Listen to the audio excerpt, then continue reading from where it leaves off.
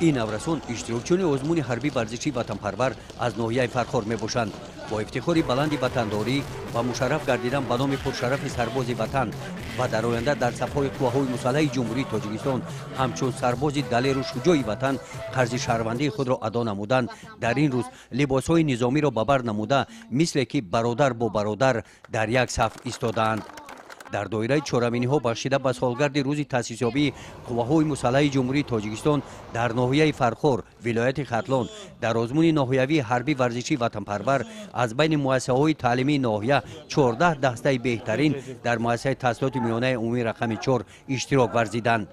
چهارمینی مذکور تحت راهبری کمیته اجرایی حزب خلقی دموکراتیک تاجیکستان در ناحیه فرخار بخش کار با جوانان و ورزش این ناحیه راه اندازی کرده شده. راهبریت شعبه معارف کمیسریت حربی رفت آزمون را بهاگذاری نمودند.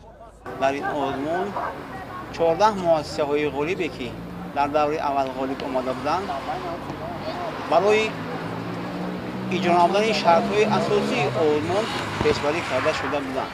مقصد از برگزاری آزمون وطنپرور در روحیه وطندوستی، خویشتنشناسی، خودآگاهی ملی، تربیت نمودن خوانندگان و دیگران بود. در آزمون حربی ورزشی وطنپرور خوانندگان صنف‌های 10 و 11 اشتراک نمودند. از روی هوس و ذوق شماره زیادی نورسان و جوانان شهرک و دهه‌های گرد و اطراف رفت این چهاربینی را با ذوق بلند تماشا کردند. آزمون طبق قاعده‌های در نظامنامه پیش بینی شده در سطح بلندی آمادگی گذرانیده شد. هیئت هر یک دسته اشتراکچی از 12 نفر عبارت بوده مؤسسه تعلیمی خود را معرفی نمودند. دسته ها در میدان با لباس‌های یگانه نیم حربی این هم از روی طلبات نظامنامه می باشد.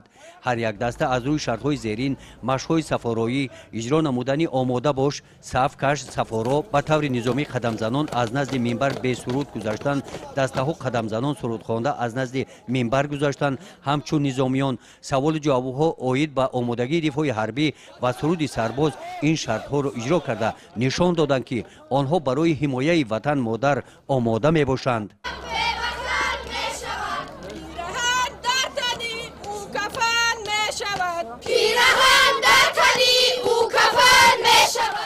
ما جوانان وعده می‌دهیم در آینده قرض شهروندی خود را ادا نموده به صف قواهای مسلح جمهوری تاجیکستان داخل شده قرض خود را ادا نماییم.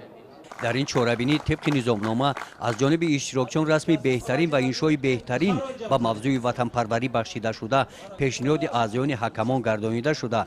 از جانب حکمان مؤلفان بهای بلند را سزاوار گردیدند.